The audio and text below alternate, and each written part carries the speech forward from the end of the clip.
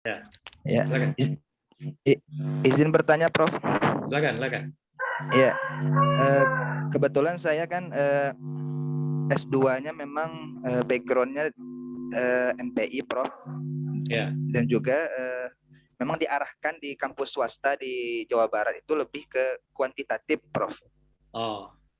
Sama direktur paskanya gitu. Jadi memang lebih senang mereka sama kuantitatif. Nah, cuma saya masih sering agak bingung itu ruang lingkup manajemen pendidikan gitu, Prof. Jadi misalnya ada 2 atau 3 variabel, cukup satu variabel itu sudah membahas tentang manajemen, apakah itu sudah terwakili atau gimana, Prof? Gitu. Misalnya 2 variabelnya lagi, misalnya nih 3 variabel gitu, Prof, membahas tentang pendidikan agama Islam. Nah, saya masih sering agak rancu tuh, agak bingung seperti itu, Prof. Jadi ada yang bilang, oh bisa asal satu aja sudah masuk kategori ruang lingkup manajemen pendidikan. Ya mungkin itu aja, itu saja dari saya, Prof. Terima kasih. Ya. Nanti parabel kita itu kan 4, Pak, kalau dalam kuantitatif. Iya. Ya, 4 parabel. 1 parabel terikat, 3 parabel bebas. Itu istilahnya itu. Nah, ada nanti juga penelitian pengaruh atau pen analisis juga sama, 4 parabel juga. Nah, jadi dari 4 parabel itu bisa bervariasi. Bisa parabel yang memang parabel manajemen semua, bisa juga parabel yang sudah istilah itu modif atau parabel psikologi. Psikologi itu juga sebenarnya dalam wilayah manajemen. Baru sebenarnya itu. Kan turunan dari ilmu itu kan filsafat. Kemudian turun dia psikologi, manajemen, eksak, sosial, dan sebagainya. Nah, jadi ada parabel manajemen itu boleh nanti masuk parabel psikologi, dicampur. Contohnya apa? Attitude, sikap. Itu parabel psikologi. Atau behavior. Banyak kan buku-buku behavior, buku perilaku organisasi, perilaku kepemimpinan, ya. Itu semua adalah behavior. Termasuk juga kinerja itu behavior. Jadi kalau nanti baca buku perilaku seperti Gibson, Ipanichpat misalnya, apalagi Clarkwood, itu mereka udah modif itu, tidak murni manajemen, campur dengan parabel-parabel psikologi. Atau juga misalnya kecerdasan emosional, itu parabel psikologi itu. Kecerdasan komunikasi, kecerdasan sosial, kecerdasan budaya, kecerdasan spiritual, itu sudah masuk parabel psikologi, boleh dicampur apa. Tapi intinya, walaupun dia parabel psikologi, yang tetap juga punya hubungan dengan manajemen. Gitu. Kayak tadi, perilaku kepemimpinan kiai misalnya. Nah itu kan parabelnya kan perilaku sebenarnya. Kepemimpinan itu kan sudah masuk wilayah manajemen. Nah itu maksudnya ke situ. Jadi udah dikawinkan dia perilaku kepemimpinan. Masuk. Dan juga nanti dalam bentuk lain sikap akademis misalnya, seorang dosen. Nah sikap itu punya apa? Psikologi. Akademis punya pendidikan malah, bukan manajemen. Akademis itu pendidikan.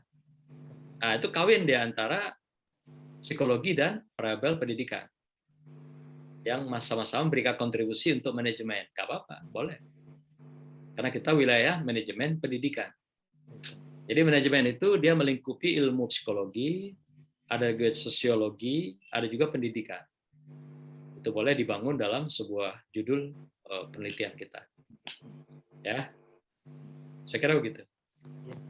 Nah, nambah sedikit, Prof ya.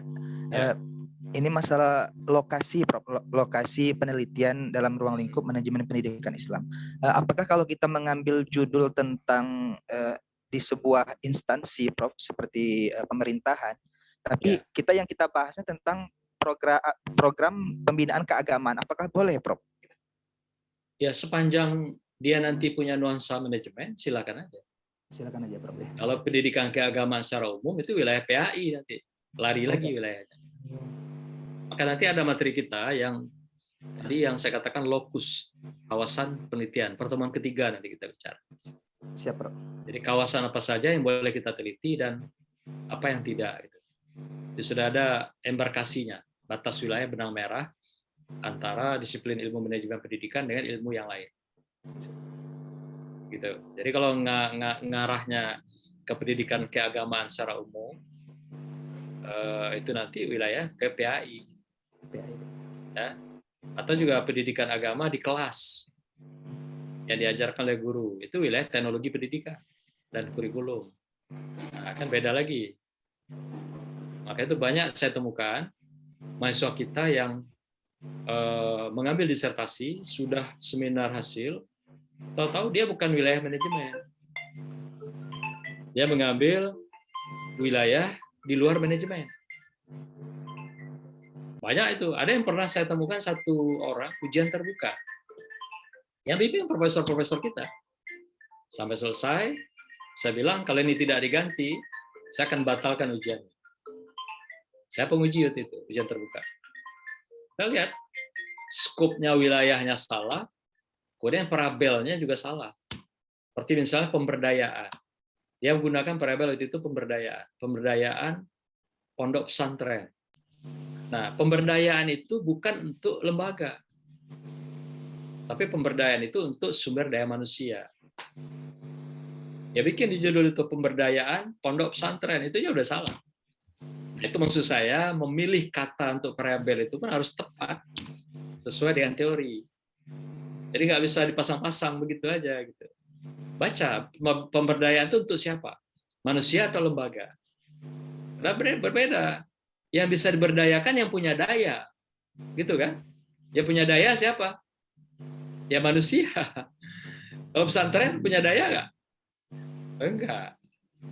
Nah, itu maksudnya begitu. Jadi tidak boleh salah memilih kata variabel itu untuk dibangun jadi judul. Nah, inilah yang kita pandu dari awal. Dan insya Allah dari apa yang sudah-sudah, apa yang sudah kita dudukkan ini, tidak ada perbedaan yang signifikan. Nah, kalau mereka berani membantah, silakan. Tapi mana teorinya? Dunia akademis itu gampang aja. Kalau berani membantah sesuatu, ya tampilkan teorinya sesuatu itu. Jadi bukan hanya ngomong, oh menurut saya kira itu nggak main dalam dunia akademis. Menurut si A, dalam bukunya ini mengatakan bla bla bla bla bla. Begitu. Kalau membantah sebuah teori. Tapi kalau enggak pasti ngecap dia. Bias. Ya. Kalau bias nggak ada di dunia akademik. Maka itu kalau sepanjang bicara di atas teori, kita hadapi siapapun, gitu. Harus begitu. Jadi kalau ada keberatan dengan model pemikiran kita bersandar dengan teori siapa? Silakan dia keberatan, tapi bantah sesuatu dengan teori yang sejenis sama dari pakar yang berbeda. Umumnya, orang kan hanya berbeda melihat persepsi. Kalau dalam sapa ilmu itu kita ini semuanya orang buta yang mencoba menafsirkan tentang sebuah fenomena dunia. Katakan fenomena seekor gajah. Kalau kita ini 11 orang, 12 masuk saya, disuruh tafsirkan seekor gajah. Nah, boleh jadi sudutnya beda-beda. Ada mungkin yang megang belalainya, kita kena buta kita. Ada yang megang ekornya, ada yang memegang taringnya, ada yang memegang kakinya, memegang badannya. Setiap apa yang kita pegang, kita sentuh, lalu kita berikan narasi kalimat, pasti keluar kalimatnya apa yang kita pegang. Gitu kan? Kalau megang badan, keluarlah gajah itu. Gajah itu adalah sebuah benda yang besar, yang nggak bisa kita rangkul dan kita pegang. Karena dia pegang badannya. Tapi coba kalau pegang belalainya, yang bulat, panjang, pasti akan mengatakan gajah itu adalah sebuah benda yang bulat, panjang, meliuk-liuk. Nah, itu bahasa yang keluar kan. Nah, itu orang buta kan begitu. Maka itu kita jangan percaya dengan setiap orang. Tapi percayalah dengan pemikiran dan landasan pemikirannya. Kalau pembicaraan bisa bias, bisa bohong, dan bisa macam-macam. Karena itu terkait dengan persepsi seseorang. Persepsi seseorang tergantung seberapa banyak bacaan dia, seberapa jauh perjalanan dia. Kalau kata Rasulullah itu, jauhnya jalan seseorang di muka bumi Allah ini, sepanjang itulah ilmunya. Jadi kalau Anda cuma berjalannya muter-muter di Lubuk Linggau, ya, atau di Kerinci, di Padang, sebegitulah ilmu Anda gitu. Kalau baca buku hanya 2-3, ya segitulah ilmu Anda. Gitu. Maka itu doktor itu minimal satu mata studi atau mata kuliah, minimal kuasai 50 buku gitu, baca bukunya. Satu mata kuliah. Jadi kalau sekarang Anda misalnya berapa? 6 mata kuliah ya? Kali 50, 300 buku setidaknya referensi masuk dalam memori kita. Oh, gimana tuh? Insya Allah, Prof. Iya. Pasang niat gitu ya. Kalau pasang niat pasti ada ikhtiar. Kan niat itu sama dengan kita menanam benih. Ketika benih ditanam, ada yang kita tunggu, yaitu menuai. Tapi kalau benih nggak pernah ditanam, kapan mau menuai? Apa yang mau dituai gitu? Tidak ada yang ditanam. Rumputnya tidak tumbuh gitu kan? Karena tidak ada niat menanam gitu kan? Tapi ketika ada niat menanam, rumput ikut maju juga. Ya, lalang-lalang ikut maju semua. Sehingga kita selain memanen padi, juga akan memanen rumput dan lalang. Nah, begitulah nanti dalam hidupnya begitu. Jadi pasang niat itu dari awal. Jadi niat itu sama dengan kita memasang benih.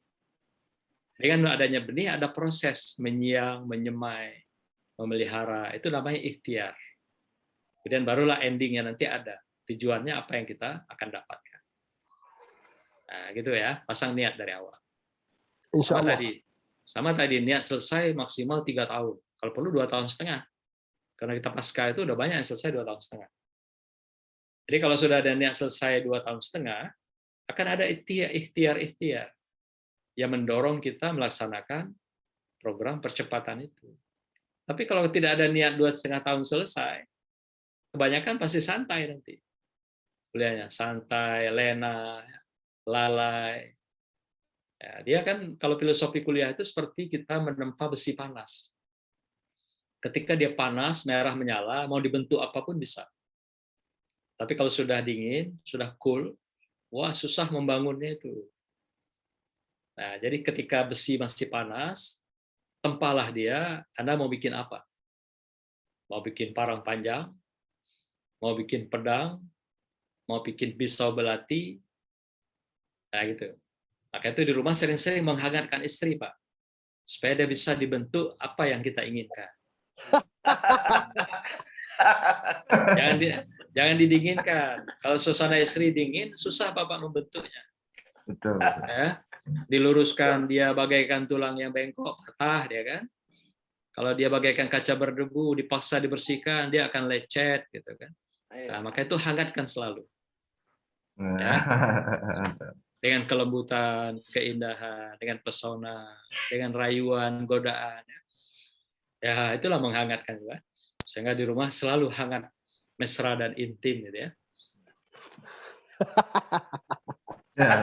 Ya. Oke, masih ada Pak? Kalau enggak kita masuk ke materinya yang akan kita bahas hari ini. Ini beberapa teknik kuliah, saya kira mungkin nanti dibaca saja. Mungkin beberapa yang penting saja yang saya coba berikan. Teknik kuliah kita ini semua dilakukan dengan Zoominar ya, daring. Kuliah mimbar selama 8 kali, kemudian nanti sisanya presentasi. Kemudian yang berikutnya, lihat di poin terakhir, mahasiswa membuat proposal penelitian. Minimal 35 halaman. Ini teknisnya. Kemudian 1,5 spasi, kertasnya A4, kemudian fontnya Arial.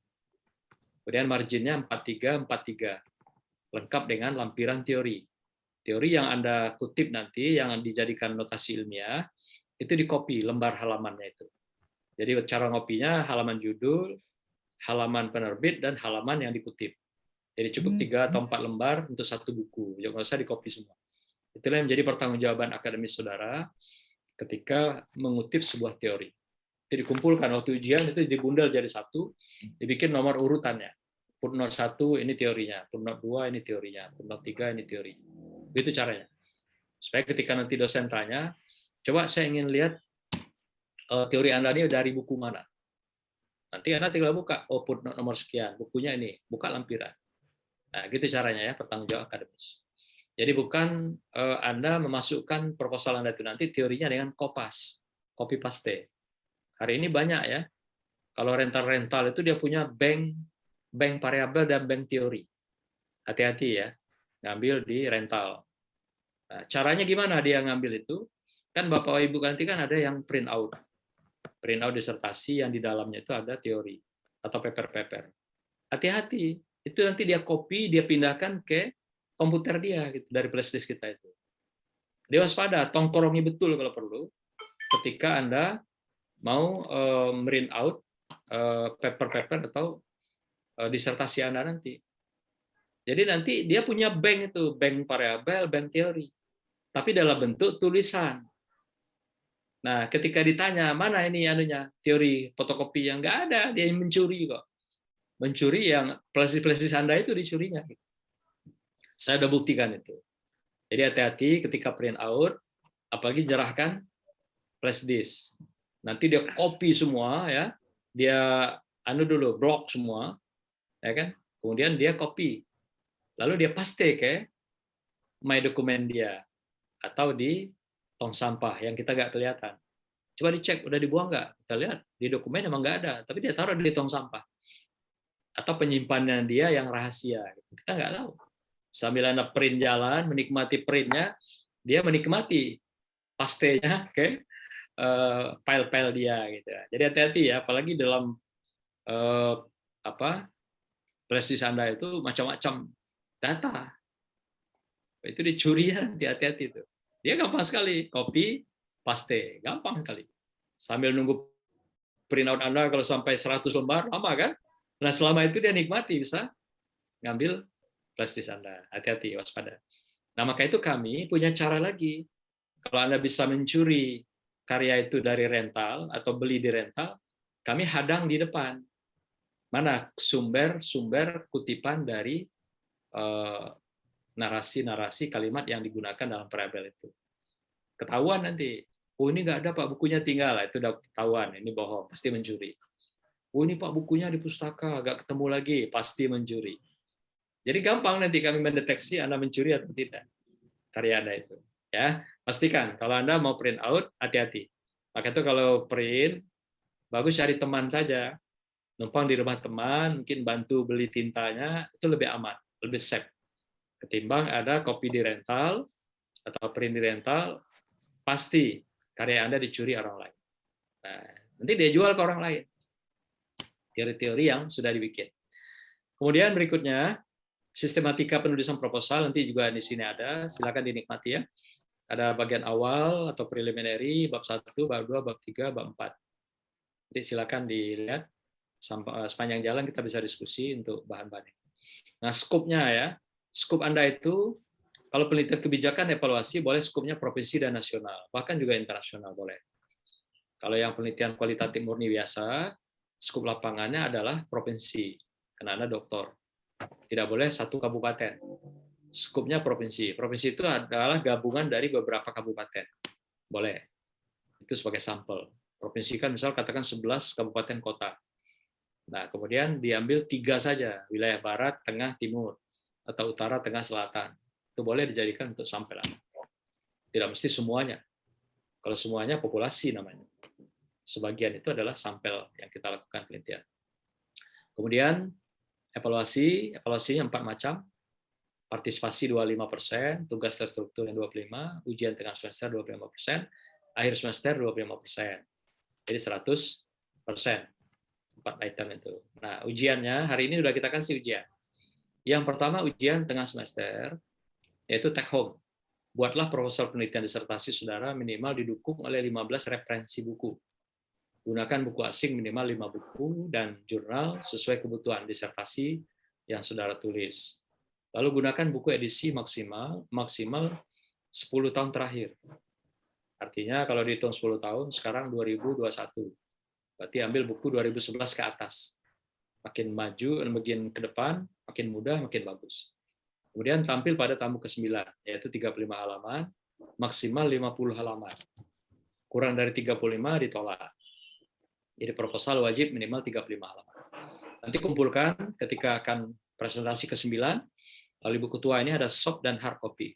Soft itu melalui flash disk, dan hard copy adalah print out. Jadi saya minta dua-duanya, nanti ada soft copy dan hard copy. Anda tahu di soft copy bermasalah, ada hard copy-nya. Yang kedua, ujian akhir semester. Ini juga sudah dimulai hari ini.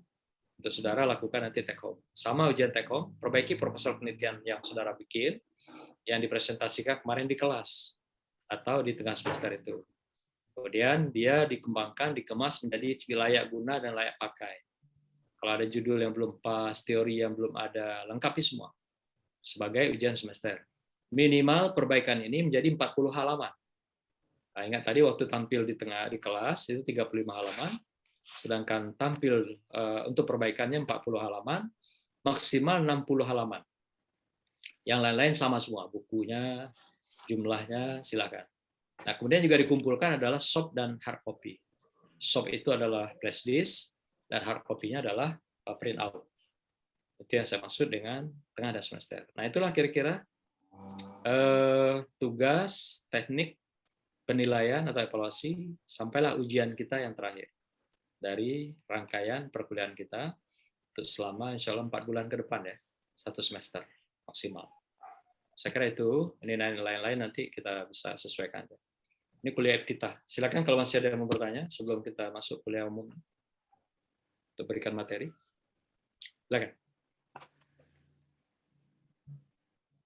Bu Ketua, ada yang ragu? Sudah cukup jelas, Pak Prof. Jelas. Ya. Oke, nggak apa-apa. Jelas dalam kehangatan ya.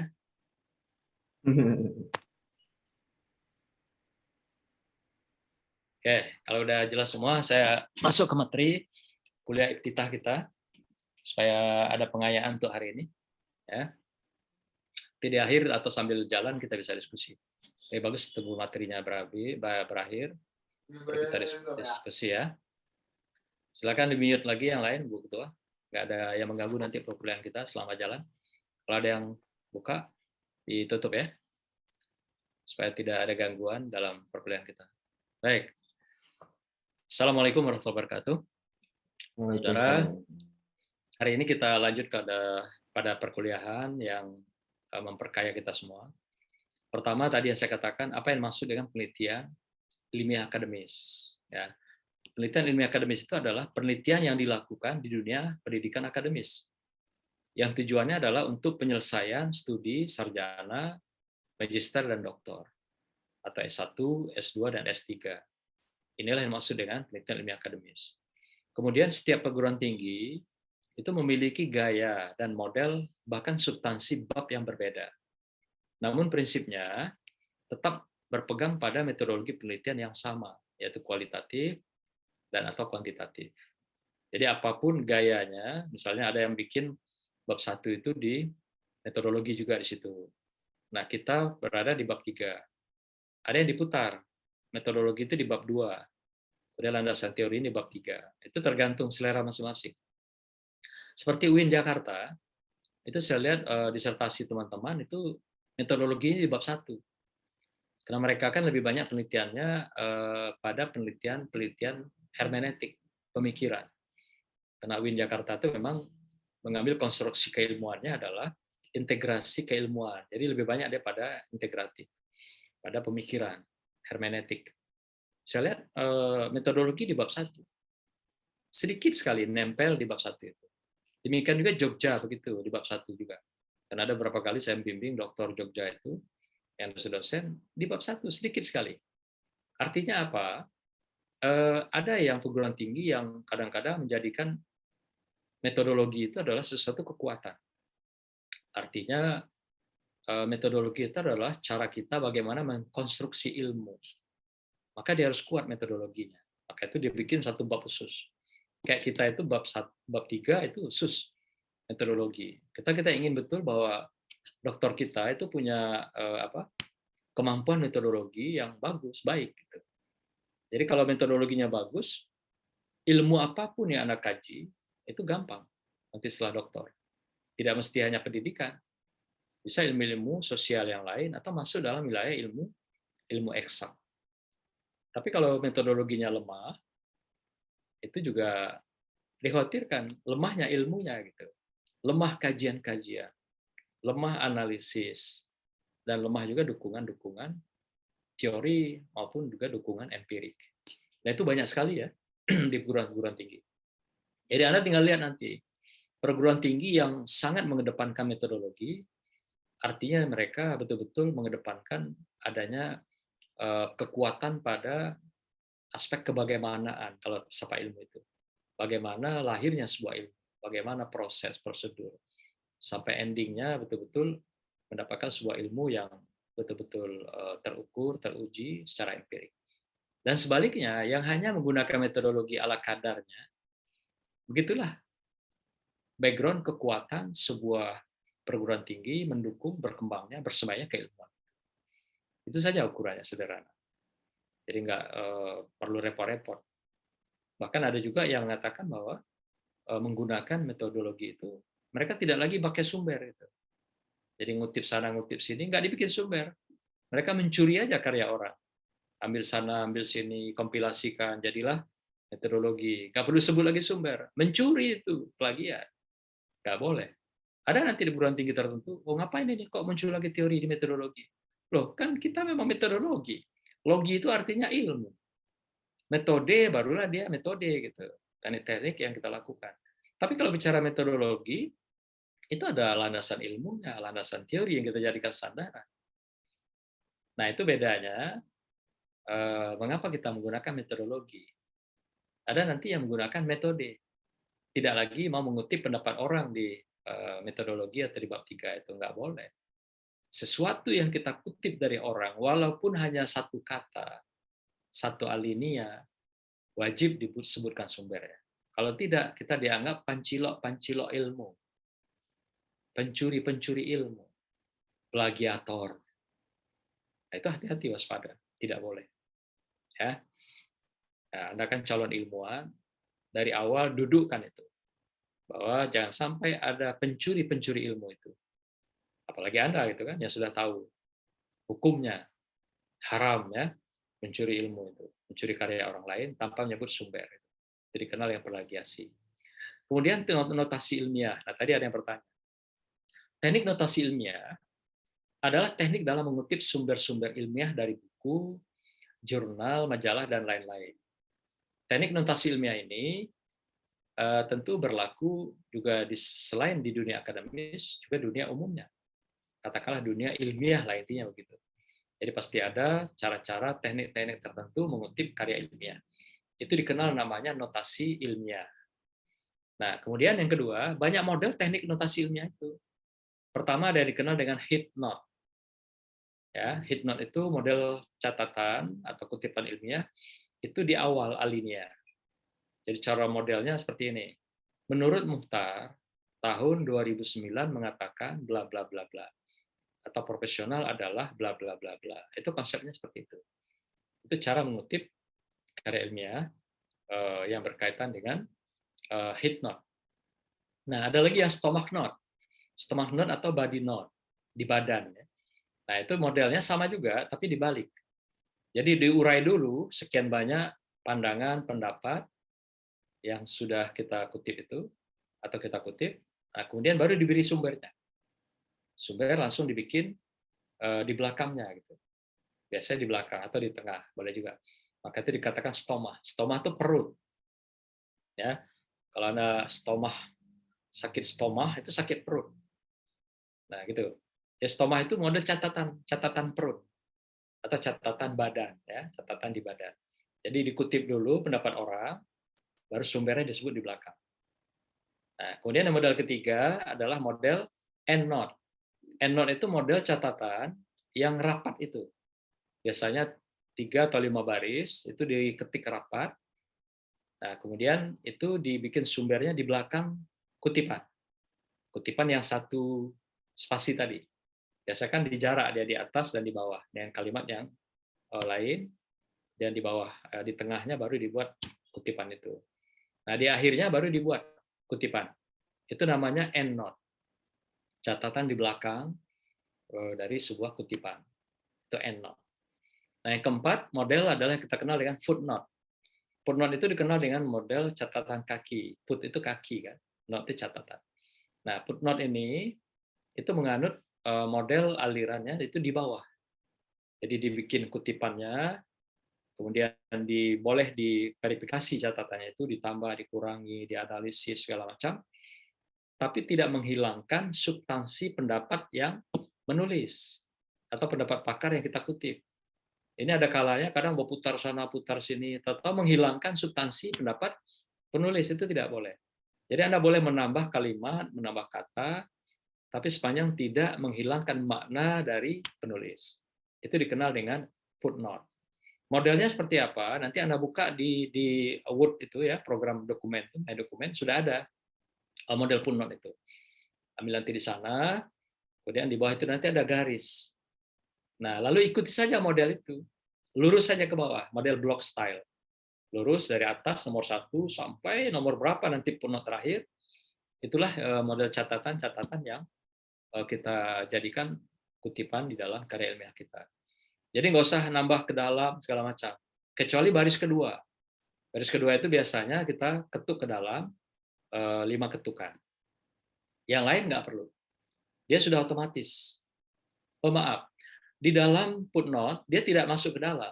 Semuanya lurus. Ikuti aja model footnote yang sudah berlaku dalam Word itu.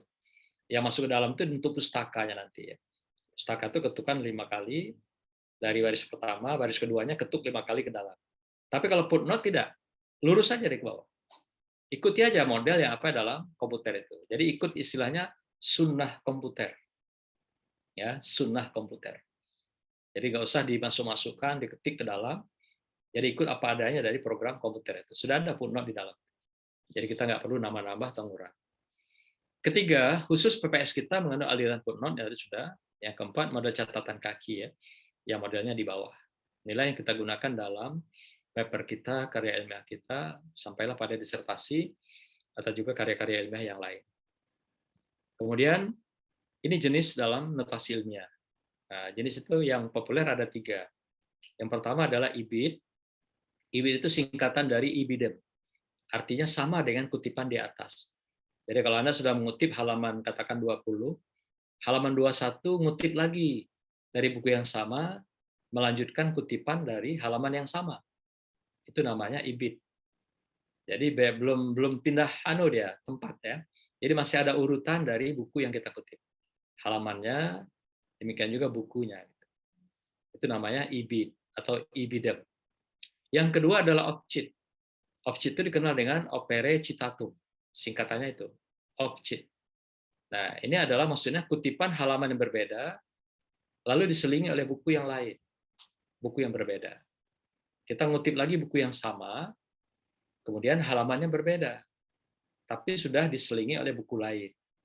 Itu namanya OPCID. Itu dikenal dengan opere citatum. Yang ketiga, LOCCID.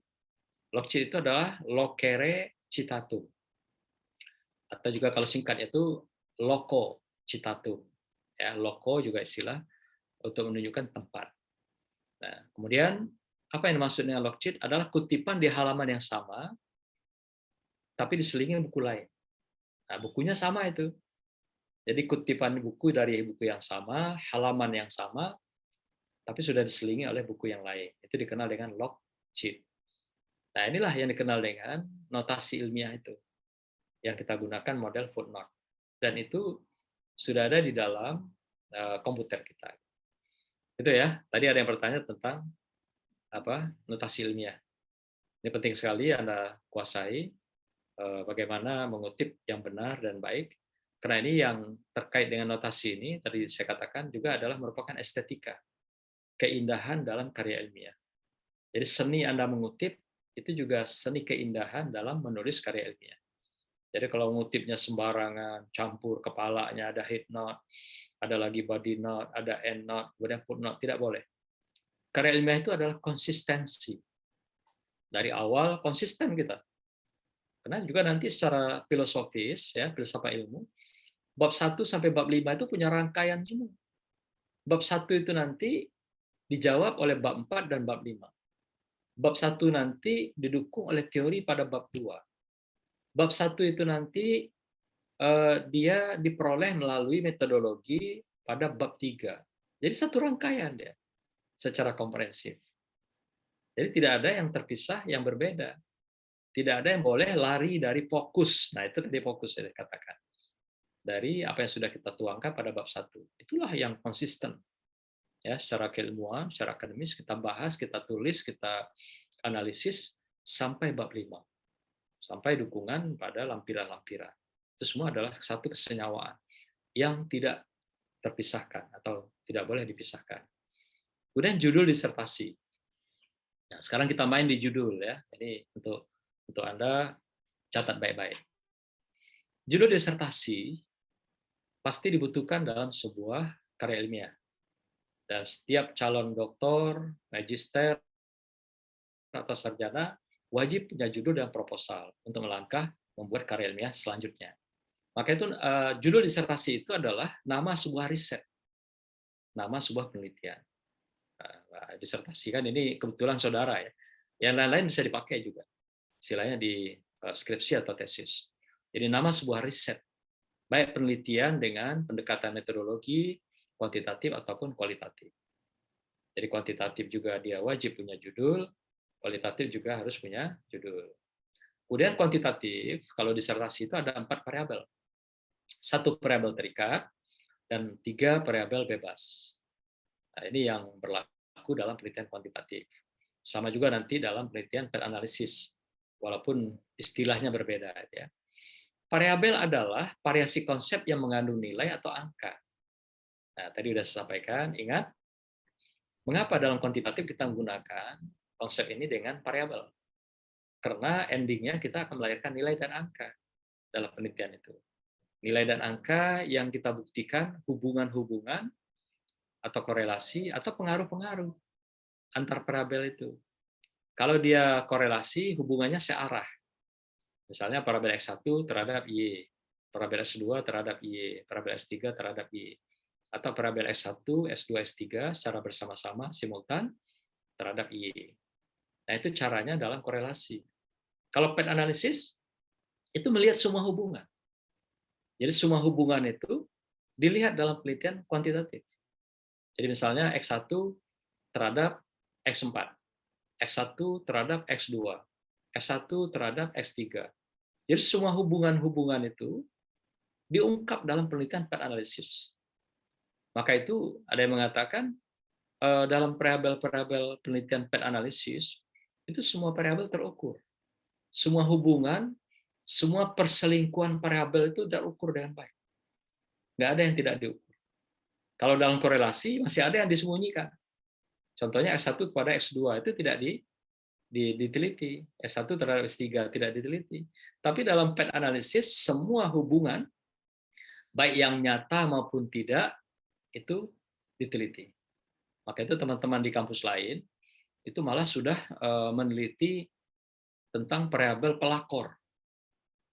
Pelakor itu kan variabel pengganggu di dalam sebuah hubungan-hubungan yang ada dalam variabel yang ada itu. Jadi variabel pengganggu itu pelakor itu variabel yang tersembunyi, yang laten.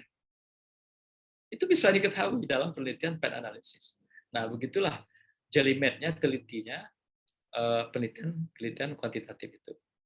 Maka itu bagi Anda yang kepengen cepat selesai, ada yang punya pandangan bahwa penelitian kuantitatif dengan variabel-variabel ini akan lebih cepat ketimbang penelitian kualitatif. Mengapa? Karena dia berbantuan komputer. Hari ini ya udah canggih. Bisa menggunakan nanti model SPSS, SAM, ada lagi model yang baru-baru ya sekarang ini. Demikian juga bisa berbantuan program Excel. Jadi sangat terbantu sekarang mahasiswa kalau untuk melakukan penelitian kuantitatif bisa lebih cepat. Kemudian yang kedua, penelitian kualitatif. Dia menggunakan 2 tema. Jadi penelitian kualitatif itu ada 2 tema. Tema pertama, memberi kontribusi, dan tema kedua, menerima kontribusi. Di 2 tema itu nanti dibangun jadi judul. Kemudian dari tema pertama, tema maksudnya adalah variasi konsep yang mengandung makna atau meaningful ya, makna yang sesungguhnya dari sebuah tindakan atau perilaku seseorang yang dikenal dengan Weber-Stehen oleh Weber tadi, pakar metodologi penelitian kualitatif. Weber itu awalnya penelitiannya kuantitatif, Tapi dia tidak puas meneliti dengan angka-angka saja, dengan persepsi-persepsi terhadap angka. Dia juga ingin melihat makna yang real di lapangan, apa sebenarnya sesungguhnya makna-makna dari tindakan-tindakan seseorang atau sekelompok orang. Itu lahirlah konsep dia namanya Verstehen. Itulah dikenal dalam penelitian kualitatif. Ya, inilah yang perlu kita pahami, bagaimana judul sebuah disertasi itu adanya pada penelitian kuantitatif dan atau di kualitatif. Ini nggak tahu nih, Bu Putri, rekam nggak? Sudah, Kalau Pak. Sudah oke, direkam. kalau nggak direkam sayang banget ya, karena ini nggak akan dapat dalam perkuliahan-perkuliahan biasa. Gitu ya. Kemudian teori pendukung judul ya, setiap judul, variabel maupun tema itu harus punya teori pendukung yang dikenal dengan teori tadi yang saya katakan teori formal, teori model, teori jamak.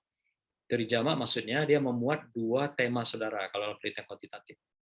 Teori jamak memuat 4 variabel yang terkait dengan variabel-variabel yang saudara teliti. Itu namanya teori jamak. Jamak itu memuat semuanya. Teori formal maksudnya karena dia sudah diteliti oleh pakar. Jadi dia sudah diteliti secara terukur, terstandar dalam fakta empirik. Maka dia jadilah teori. Maka itu teori adalah seperangkat fakta empirik yang telah diuji, dibuktikan, dan terukur keberadaan dan kebenarannya. Nah, jadi kalau nanti saudara menggunakan teori, seperti misalnya profesional adalah bla bla bla bla, itu sebenarnya bukan teori. Jadi itu bukan teori, itu barulah asumsi, konsep, persepsi seseorang ahli atau pakar. Bolehkah digunakan dalam dukungan sebuah teori? Boleh. Fungsinya apa? Komplement dari teori utama yang Anda gunakan, dia sebagai aksesoris untuk memperkaya teori-teori Anda. Tapi dia tidak bisa jadi sandaran utama teori. Yang saya katakan tadi grand theory, itu adalah teori yang sudah teruji, terbukti secara empiris. Dan dia sudah dipublikasi dalam sebuah buku. Maka itu teori, pastikan Anda tidak mendapatkan dari jurnal. Kalau Anda mencari di jurnal, itu hanya untuk memandu Anda menemukan teori itu dari buku. Nah, saya ulangi ya, jangan gunakan teori yang dari jurnal. Karena jurnal itu sudah merupakan hibrid ya, bentuk bonsai dari buku yang sudah dibuat oleh seorang pakar. Jadi misalnya nanti Anda membuat disertasi, Anda bikin buku juga disertasi itu. Di samping Anda bikin jurnal. Jadi jurnal itu sudah bonsainya. Disertasi Anda, buku yang sudah diterbitkan, kemudian dijadikan jurnal. Nah, maka itu kita ambillah sumber aslinya, buku yang betul-betul merupakan kumpulan dari teori-teori yang sudah dibuktikan, yang tadi saya katakan Anda sudah melahirkan model teori, yang dibukukan menjadi buku monograf namanya. Buku monograf inilah yang Anda kutip dari pakar atau ahli yang menjadi sandaran teori Anda. Jadi kalau nanti ngambil konsep, asumsi dari pakar-pakar, silakan saja. Itu untuk mendukung sebagai komplemen teori utama Anda. Maka itu dalam teori ini dikenal juga istilahnya ada teori formal. Teori formal itu arti teori yang sudah baku, yang sudah dijadikan, diterbitkan, dipublish dalam sebuah buku. Nah, yang konsep-konsep tadi boleh dibangun, dikumpulkan untuk menjadi komplemen. Itu namanya nanti adalah teori modifikasi atau teori yang kita bangun dari konsep-konsep yang dikeluarkan oleh pakar-pakar. Karena pakar kan boleh dia mengeluarkan konsep atau pendapat-pendapat teori-teori yang berupa asumsi-asumsi itu. Tapi dia belum menjadi teori formal, tapi masih teori modifikasi, modif, dibangun, dibingkai, menjadilah sebuah bangunan teori. Tapi itu masih dalam perspektif asumsi, belum menjadi sebuah teori. Teori itu sesuatu yang sudah dibuktikan. Teori itu sudah menjadi sebuah pembuktian secara empirik. Nah, jadi Anda gunakan itu. Maka itu teori nanti Anda akan kenal ada teori jamak namanya. Teori jamak yang memuat semua parabel dan tema Anda. Ada juga teori model, ada juga dikenal teori formal. Inilah yang dimaksud dengan teori-teori itu atau dukungan teori yang Anda gunakan dalam penelitian. Nah, yang pertama, yang paling penting Anda cari buku terkait dengan teori formal Anda. Yang berikutnya ini contohnya ya, teori formal itu. Ini saya coba ambil dari buku Carl Quidd, teori model, teori formal, teori jamak. Contohnya misalnya Anda mengambil parabel terikat itu di sini, posisinya di kanan, yang di outcome ini. Di sini ada dua yang bisa diambil, job performance misalnya, atau kinerja pekerjaan, atau penampilan kerja. Nah, atau yang kedua, organisasi komitmen, organisasional komitmen, komitmen organisasi. Ini untuk mengambil variabel-variabel yang terikat, atau variabel Y atau variabel X4. Kalau variabel Y itu maksudnya penelitian korelasi, kalau X4 itu penelitian path analysis. Atau di sini Anda kalau dalam kualitatif boleh diambil untuk tema kedua, sebelah kanan ini. Yang sebelah kiri, yang tengah atau belah kiri sekali, ini adalah untuk tema pertama. Jadi posisi tema pertama pada wilayah mulai dari sini 1, 2. Yang untuk tema kedua posisi sebelah kanan sekali. Jadi cari teori yang gambarnya seperti ini, yang panah itu ngarah ke kanan, atau panahnya dari atas ke bawah, atau juga panah itu dari bawah ke atas. Seperti ini kan? Ini jelas. Dari kiri ke kanan dia. Nah, ini model teori yang Anda ambil atau teori model yang nanti dari teori model inilah yang Anda modif dalam penelitian menjadi model teori Anda dalam penelitiannya sebagai hasil atau produk penelitian Anda. Ini buku Carl Quidd, dari judulnya apa ini? Ini ya, Interactive Model of Organization Behavior. Buku dari Carl Quidd, Jeffrey ya, dan Lipan. Dia dan kawan-kawan. Ini sumbernya di bawah. Nah, ini contoh kalau Anda mengambil teori formal, istilahnya itu yang memuat teori-teori yang Anda butuhkan dalam penelitian Anda. Jadi pastikan teori ini menjadi dukungan untuk membingkai sebuah judul. Jadi judul yang Anda punya itu nanti berangkat dari sini, dari judul ini gitu. Baru bisa dikembangkan menjadi judul Anda yang baik, yang bagus. Kalau tanpa ini Anda pasti kesulitan nanti membangun sebuah judul yang bagus. Karena tanpa sandaran teori. Dan dari sini kan nanti uraiannya pasti ada. Dia meneliti banyak sekali parabelnya. Parabel kiri ini ya, yang bebas tuh. Ada berapa? 1, 2, 3, 4, 5, 6, 7, 8, 9. Tambah lagi 14 variabel yang parabel bebas. Yang sebelah kanan ada 2 parabel terikat. Nah, bayangkan kalau di total 16 variabel, Pak. Berapa banyak hipotesisnya itu? Berapa banyak pertanyaan penelitiannya? Anda kan cuma 4 variabel. 1 parabel terikat, 3 parabel bebas. Itu pun kalau nggak ditelateni betul, bisa muntahangin nanti kan. 4 variabel udah muntahangin. Apalagi kalau model gini, sampai 16 variabel. Muntah apa lagi ya? Lebih dari muntah angin gitu ya. Ya itu. Tapi kalau ditelateni sangat indah. Sangat enak. Sangat nikmat. Ya, nggak ada yang sulit. Ini juga model teori formal untuk melihat dari segi persepsi kepemimpinan ya. Ini juga. Nah, silakan banyak sekali nanti modelnya intinya seperti ini. Ingat panahnya dari kiri ke kanan. Jadi seperti ini, boleh di posisi kanan ini diambil sebagai variabel. Apa variabel di sini? Ini variabel psikologis malah diambil. Ada perilaku, persepsi ya. Tanggapan itu kan persepsi. Kemudian sikap yang terbentuk dari persepsi tadi. Atau dengan kata lain perilaku persepsi atau sikap persepsi. Nah, yang bebasnya di mana? Ini di belah kiri ini diambil. Atau juga sebelah kanan ini menjadi tema kedua, penelitian kualitatif. Ya, kualitatif itu temanya yang kedua di sebelah kanan. Sebelah kiri ini adalah yang tema pertama. Ini teori formal yang menjadi dukungan dalam penelitian Anda. Ini buku saya lihat di 84. Ambil nanti buku yang terbaru. Karena buku bahasa Inggris itu tiap tahun dia punya update ya. Update bukunya ada penambahan dengan teori dan riset-riset yang terbaru. Biasanya begitu. Kalau buku kita kan jarang gitu.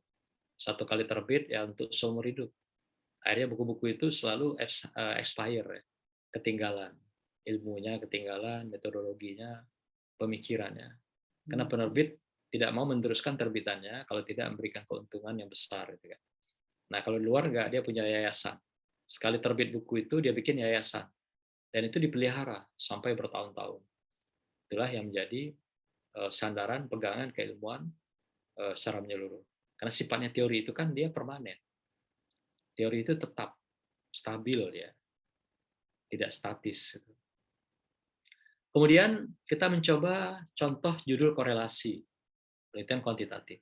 Nah, kita contohkan saja penelitian ini mengambil teori tadi Calquin misalnya. Calquin ini memberikan apa di sini? Komitmen organisasi. Kita coba. Ya, komitmen organisasi. Ya, contoh dulu korelasi. Ingat tadi ada kuantitatif 4 variabel. Y-nya komitmen organisasi. Kita pinjam aja punya Calquin. Supaya Anda gampang mengikuti. Organisasi. Lalu X1-nya apa tadi dia bikin? X1-nya kita ambil dari kiri. Misalnya Anda ambil apa? Di sini ada budaya organisasi. Ya. Nah, X2-nya apa? Gaya kepemimpinan. S3 apa? Job satisfaction. Apa itu? Harapan ya. Harapan kerja.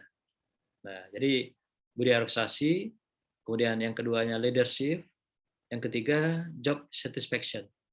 Itu harapan dari kerja itu. Nah, kita coba S1 tadi gaya organisasi. Ini cara mudah membuat judul ya. Gaya organisasi. Oh, S1 tadi apa? Budaya ya. Budaya kerja ya.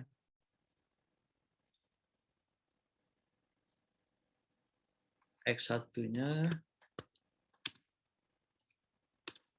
gaya kepemimpinan. X2-nya budaya organisasi. S3-nya expectation ya. Harapan kerja. Bukan harapan, kepuasan. Nah, Y-nya adalah komitmen organisasi. Dari kepingan-kepingan parabel ini, jadi cara kita membuat judul itu, pertama adalah bingkai kepingan-kepingan parabel yang kita ambil dari teori formal tadi, dari pakar, lalu kita bangun, kita bingkai dulu, tampilkan berbagai kepingan-kepingan itu seperti ini, gaya kepemimpinan, budaya organisasi, lalu kepuasan kerja, lalu yang Y-nya komitmen organisasi. Nah, kemudian baru kita bingkai menjadi judul. Judul yang bagus, yang praktis, tapi visible, ya dapat diteliti. Nah, contohnya gimana?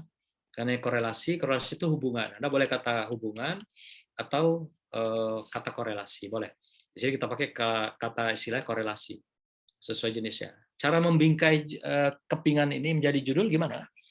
Adalah korelasi antara masuk X1, gaya kepemimpinan, lalu budaya X2-nya, organisasi, dan yang ketiga, kepuasan kerja dengan komitmen organisasi. Karena ini penelitiannya survei, maka kita bilang surveinya di mana? Survei di katakan Madrasah Negeri Sumatera Selatan. Karena levelnya harus provinsi. Atau kalau dari yang Sumatera Barat, Sumatera Barat. Nah, itu udah jadi judul yang bagus, yang indah, yang estetis, yang layak digunakan untuk disertasi. Jadi caranya tadi ingat, kita kumpulkan kepingan variabel ya dari X1 sampai Y, lalu bingkai menjadi sebuah judul. Seperti ini, korelasi antara gaya kepemimpinan, budaya organisasi, dan kepuasan. Kepuasan ini kepuasan kerja ya. Kepuasan kerja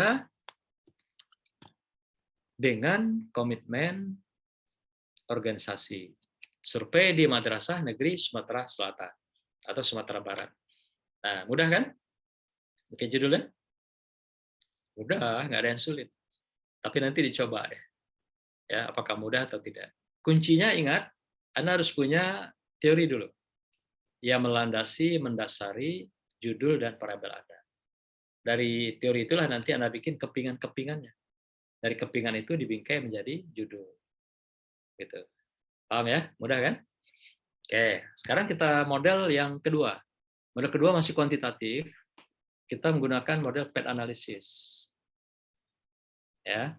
Nah, ini tadi kan korelasi. Sekarang path analysis atau model analisis jalur. Karena nanti pasti ada pilihannya ke sana.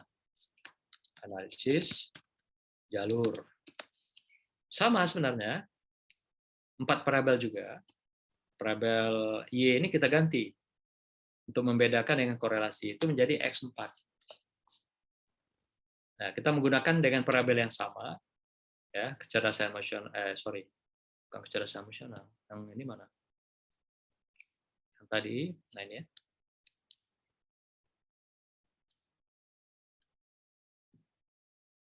Ya, ini. Kita rubah menjadi analisis jalur. Jalur. Nah, yang Y-nya kita ganti X4. Ini membedakan dengan korelasi. Kalau korelasi dia jadi Y. Nah, dengan parabel yang sama, kita bingkai jadi judul. Bedanya apa? Kalau kita menggunakan analisis jalur, menggunakan kata-kata pengaruh. Yang lain, kita buang lagi antara. Antara ini dibuang. Pengaruh gaya kepemimpinan, budaya organisasi, dan kepuasan kerja. Nah, kemudian dengan ini kita ganti terhadap. Terhadap komitmen organisasi. Survei sama. Di Madrasah Negeri Sumatera Selatan. Udah jadi. Judul yang model path analysis. Nah, mudah kan? Di baik model korelasi maupun model path analysis atau analisis jalur, itu seperti itu. Jadi kiatnya sama, kumpulkan kepingan-kepingan variabel, lalu nanti baru dibingkai menjadi judul. Yang cantik, yang indah, yang elok, yang berkualitas. Ini sudah jadi judul berkualitas. Diambil dari Calcuit. Ya, ini model kuantitatif. Nah, sekarang kita masuk model yang berikutnya, yaitu ini sudah tadi, ini contoh yang lain ya, yang model profesionalitas. Model yang lain, kita lihat model kuantitatif ini, kualitatifnya lagi, sudah 2 model tadi, kita ambil dari 2 teori, analisis jalur, korelasi, dan model yang lama ini. Ya, sekarang model kualitatif. Nah, kualitatif sama juga sebenarnya. Kita pinjam aja parabel yang tadi dari Calcuit. Tema keduanya adalah komitmen organisasi.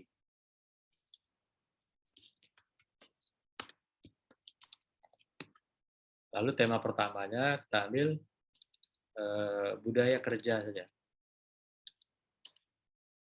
Budaya kerja.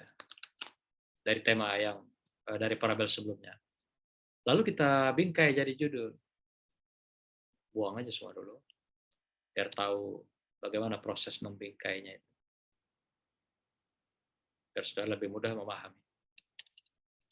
Nah, caranya membingkainya setelah kita punya tema tadi, ini dari tema Calcuit juga ya. Dari judul Calcuit tadi. Caranya adalah budaya organisasi atau budaya kerja dalam pengembangan,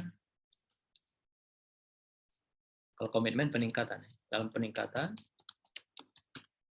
komitmen organisasi.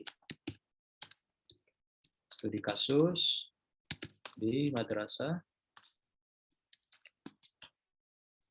perguruan tinggi. Studi kasus di perguruan tinggi negeri Sumatera Barat. Nah, ini caranya. Ingat tadi ketika akan membingkai judul, pastikan kita punya 2 tema. Tema itu kepingan-kepingannya. Tema pertama adalah budaya kerja, tema kedua adalah komitmen organisasi. Nah, kemudian rangkai jadi judul, yaitu tema pertama duluan, budaya kerja dalam peningkatan komitmen organisasi, studi kasus di Perguruan Tinggi Negeri Sumatera Barat. Udah jadi judul disertasi yang bagus. Nah, pastikan bahwa judul Anda itu tidak lebih dari 14 suku kata. Jadi diakalin ya, diusahakan. Jangan lebih dari 14 suku kata. Nah, seperti ini kan pendek-pendek. Jadi kalau panjang, boleh ada orang yang mengambil hanya judul itu pada variabel Y atau variabel X4 saja. Agar tidak melar dia lebih dari 14 suku kata. Jadi biar tidak terlalu banyak dan kelihatan juga tidak indah ya. Karena ini ingat, ini karya ilmiah adalah karya juga karya seni. Maka itu dia juga perlu keindahan dalam penulisannya gitu. Nah, ini contoh di penelitian atau riset kualitatif. Ini udah punya judul kita ya. Ada 2 model di kuanti, ada 1 model di kualitatif. Nah, saya kira begitulah yang gampangnya. Nah, ini gantian ya. Setelah saya tadi menyampaikan berbagai panjang lebar, ini sekarang tugas saudara. 1, buatlah 2 buah judul penelitian, disertasi, MPI, berbasis penelitian kuantitatif dan kualitatif. Jadi ada 2 judul, kuantitatif dan kualitatif. Yang kedua, buatlah kepingan-kepingan variabelnya dulu. Atau tema-tema saudara, kalau penelitian kualitatif, terkait dengan judul yang saudara akan pilih menjadi judul penelitian. Jadi pastikan ada kepingan-kepingannya itu. Yang ketiga, carilah teori pendukung secara jamak atau teori formal atau teori model yang memuat variabel dan tema judul saudara. Seperti yang sudah saya contohkan dari Calquin. Kemudian yang keempat, judul dan teori kumpulkan minggu depan. Sambil kita bahas dalam kuliah mimbar. Ya, sambil kuliah kita diskusikan judulnya, teori-teori yang saudara gunakan, kelayakan dari segi lokus, demikian juga fokus, dan kesesuaian teori yang saudara gunakan dengan judul yang dipakai. Jadi kita diskusi terus nanti sampai sesi setiap perkuliahan itu selesai. Kita harapkan begitu. Sampai saudara betul-betul memiliki sebuah judul yang baik sesuai dengan penelitian yang kita lakukan. Itulah beberapa pengantar dari materi kita untuk kuliah perdana ini. Yang berikutnya kita lebih mendalam pada hal-hal yang teknis untuk mengantarkan saudara menjadi seorang pakar metodologi penelitian. Bisa menyelesaikan studinya tepat waktu dengan program akselerasi. Kalau bisa 2,5 tahun, ngapain 3 tahun? Kalau 3 tahun bisa selesai, ngapain 4 tahun, 5 tahun, 10 tahun. Ya, selamat, barakallah. Wassalamualaikum warahmatullahi wabarakatuh. Waalaikumsalam warahmatullahi wabarakatuh. Ya, silakan. Kalau ada mau diskusi sebelum kita akhiri, silakan. Pak. Ya. Assalamualaikum. Silakan. Pak Prof, ya. Mau tanya, Pak. Ya. Mengenai penelitian, ya. tadi dijelaskan bahwasanya itu di lapangan dalam lingkup provinsi gitu kan. Ya. Nah, apakah di dokter ini S3 ini boleh ke pustakaan atau gimana gitu? Mungkin saya terlewat tadi atau gimana. Jadi nggak ke lapangan, setelah di pustakaan. Jika penelitian perpustakaan itu betul-betul ada buku-buku pendukung untuk penelitian Anda, silakan. Ya, tapi kita tidak rekom penelitian Anda itu penelitian perpustakaan. Karena penelitian pendidikan itu lebih banyak pada field riset, ya. Bukan library riset. Kecuali kalau Anda nanti jurusan hukum, jurusan pemikiran, nah itu kan lebih banyak membahas membedah penelitian hermeneutik, penelitian filsafat atau kepemikiran. Itu banyak memang pilihan-pilihannya penelitian kepustakaan. Tapi kita ini penelitian pendidikan lebih banyak pada operasional, penelitian-penelitian yang sifatnya kepada proses atau juga fakta-fakta empirik yang ada di lapangan. Lebih banyak begitu. Kalau saya pribadi dan dulu waktu saya direktur pasca juga, saya direktur dulu dari 2013 sampai 2018, 5 tahun. Itu saya merekom penelitian-penelitian kita ini lebih kepada lapangan, empirik. Karena di samping juga akan menambah wawasan Bapak Ibu, kemudian juga memberikan kontribusi pada lembaga Bapak Ibu juga lembaga pasca dan memberikan banyak hal manfaat di dalam nanti praktikal keilmuan ketimbang penelitian pustaka kalau yang seperti manajemen atau pendidikan. Jadi saya pribadi merekom saudara penelitiannya PIL ya, lapangan, bukan library ya. Biar Anda betul-betul jadi nanti jadi pakar dan ilmuwan yang selain pandai ahli teori, tapi juga ahli secara realita dan empiris. Kalau penelitian pustaka, Anda paling kaya di teori. Karena teori aja dibaca semua kan. Nah, tapi saya juga sanksi apakah untuk pemikiran-pemikiran manajemen itu ada buku-buku yang mendukung. Nanti Anda boleh rasakan deh. Tapi kalau Anda mau coba juga silahkan, bikinlah proposalnya nanti. Sekiranya mampu, ada buku-buku, bukunya harus lengkap nanti, lengkap itu. 4 variabel ya minimal didukung 1 variabel itu setidaknya 5 buku. 4 variabel berarti 20 buku minimal teori yang Anda harus siapkan untuk mendukung sebuah variabel. Gitu ya. Jadi prinsipnya kita tidak melarang, tapi tidak merekomendasikan. Baik, Prof. Terima kasih banyak. Jadi kalau istilah lain itu tidak dilarang, tidak direkomendasikan, sama dengan tidak boleh. Kasih akreditasi. Sama dengan tidak boleh berarti kan. Gitu ya. Ya. Silakan yang lain.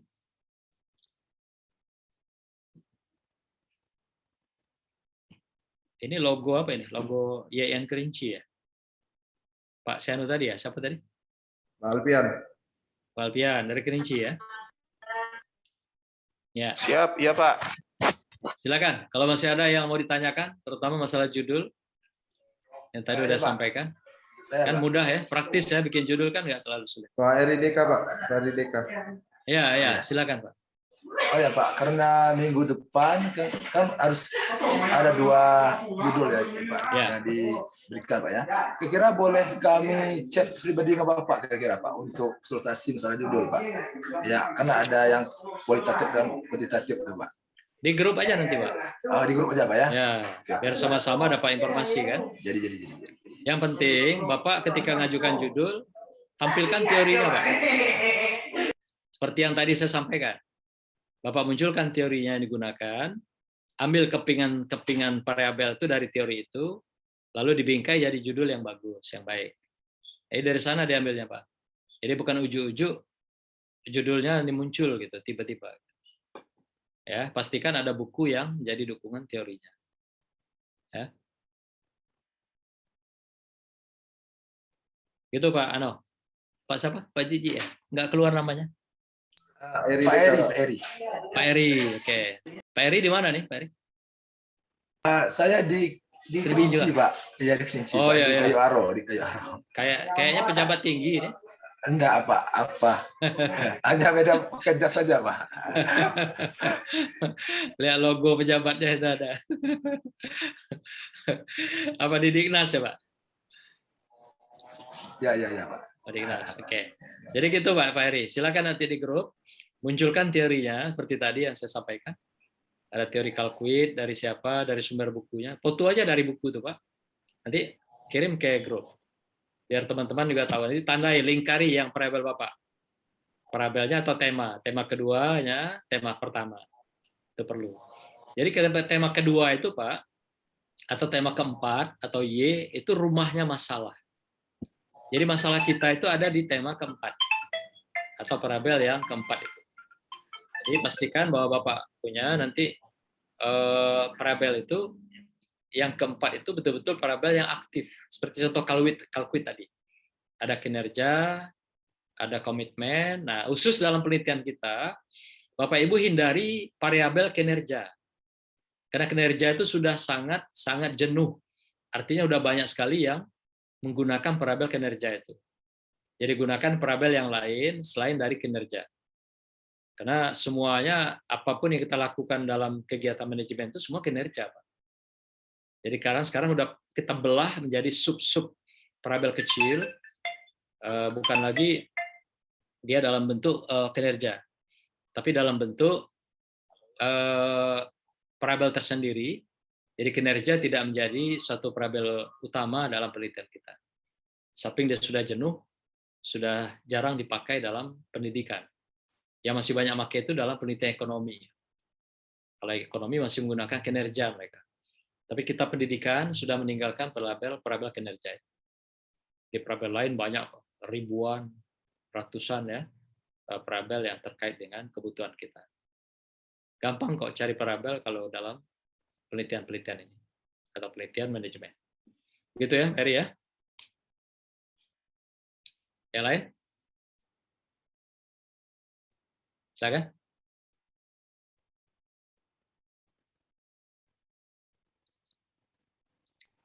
Kalau tidak ada, saya kira semua sudah jelas ya. Oh ya, silakan. Terakhir, Pak. Ya. Terakhir. Tadi mazhab siapa tadi Pak? Strategi mengambil judul tadi? Yang mana tuh?